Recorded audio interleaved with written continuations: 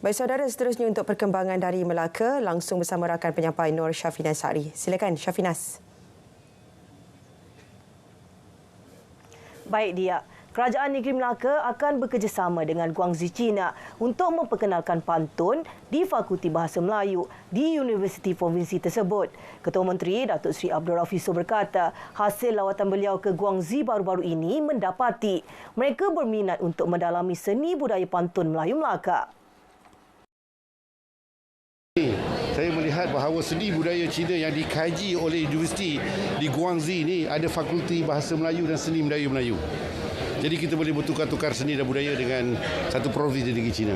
Dan pastinya saya akan bawa pantun yang terbaik dalam 3 daerah ini untuk saya serahkan sebagai tanda persahabatan Malaysia-China. Pihak Guangxi turut akan menghantar 2 kumpulan seni dan budaya mereka untuk meraihkan sambutan Tahun Melaut Melaka 2024 TMM 2024 pada 31 Disember ini.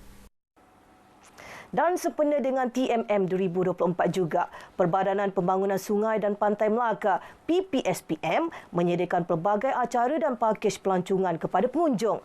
Antaranya menyediakan 5,000 tempat duduk kepada pengunjung terawal untuk perkhidmatan bot Melaka River Cruise. Ia bersempena cuti umum Hari Pengisytiharan Tarikh Kemerdekaan Negara pada 20 Februari 2024 yang diumumkan Kerajaan Negeri baru-baru ini. Pakej istimewa ini adalah gabungan daripada PPSPM, Menara Tamin Sari, Zoo Melaka dan juga Perzim, di mana kita ada pakej keluarga.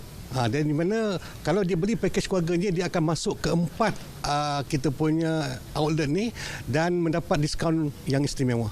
Di samping itu, bagi tahun Melaut Melaka 2024 nanti, PPSPM mensasarkan untuk pengunjung seramai 1 juta orang. Di mana pada tahun ini kita sasarkan 800,000. Alhamdulillah, sehingga 10 Disember baru-baru ini kita telah mencapai 829,000 orang pengunjung yang telah menaiki River Cruise. Pelbagai acara menarik lain juga disediakan kepada pengunjung seperti Festival Sungai Melaka 2024, pertandingan memancing dan memasak Sungai Melaka, perlumbaan perahu naga dan sebagainya. Universiti Teknikal Malaysia Melaka UTM sedia bekerjasama dengan Kerajaan Negeri dan agensi kerajaan dalam menghasilkan produk-produk inovasi baru yang memberi manfaat kepada rakyat. Timbalan Naib Chancellor Ahli Ehwal Pelajar dan Alumni UTM, Profesor Madya Dato' Dr. Sabri Muhammad Sharif berkata, UTM komited berkongsi kepakaran untuk kepentingan bersama. Samping itu, kita di UTM ni kita memfokuskan kepada aspek advanced TVET, mana TVET termaju itu. Kalau kita lihat di Politeknik, mereka dah fokus pada aspek TVET.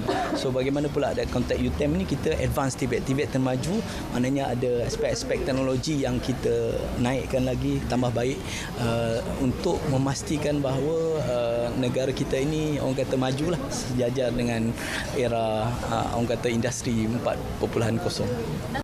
Beliau berkata demikian ketika ditemui pada majlis perasmian Smart Hydro Bike di Dataran Pekalan Rama. Smart Hydro Bike, produk inovasi UTM yang menjamin kebersihan Sungai Melaka khasnya menjelang TMM 2024. Hampir 30% dari 5,500 pekerja sektor ekonomi gig di negeri ini belum berdaftar dan mencarum di bawah Skim Keselamatan Sosial Pekerjaan Sendiri SKSPS Perkeso. Ahli Parlimen Kota Melaka, Ku Po Tiong berkata, setakat ini jumlah individu yang mendaftar dan mencarum dengan SKSPS adalah 3,800 orang.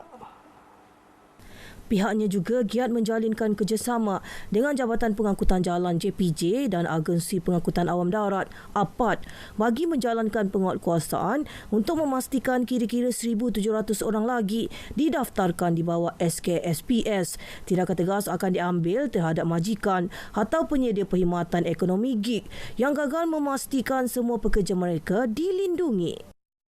Dia kerja apa pun boleh, as long dia ada kerja. Dan dia akan dapat perlindungan ini.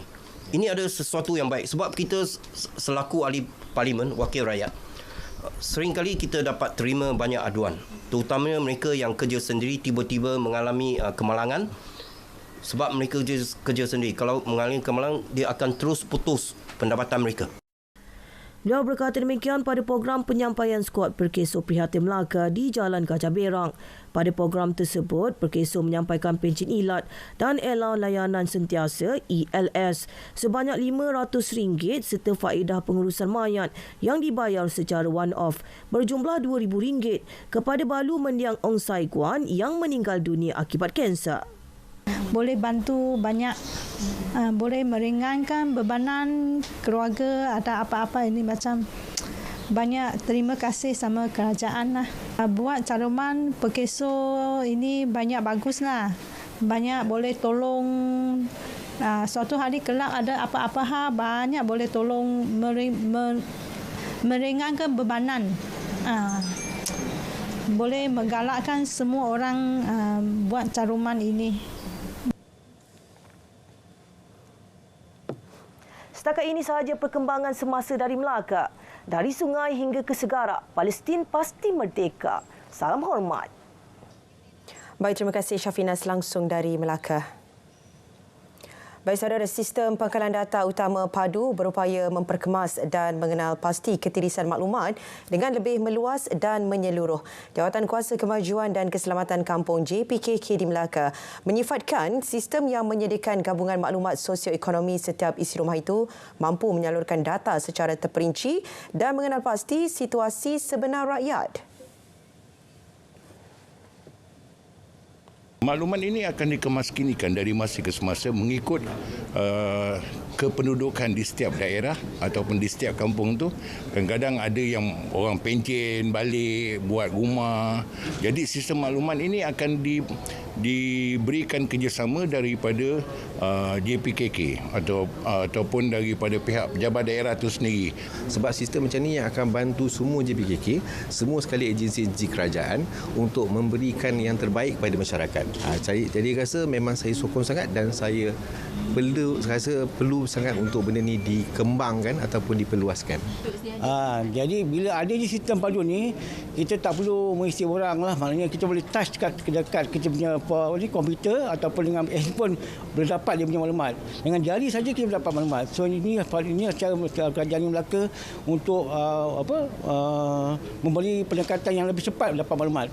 Di mana saya rasa harus dibuat pengumpulan maklumat ni supaya lebih tersusun, lebih teratur dan juga senang untuk mentadbir urus di peringkat JPKK lah, di peringkat kampung lah.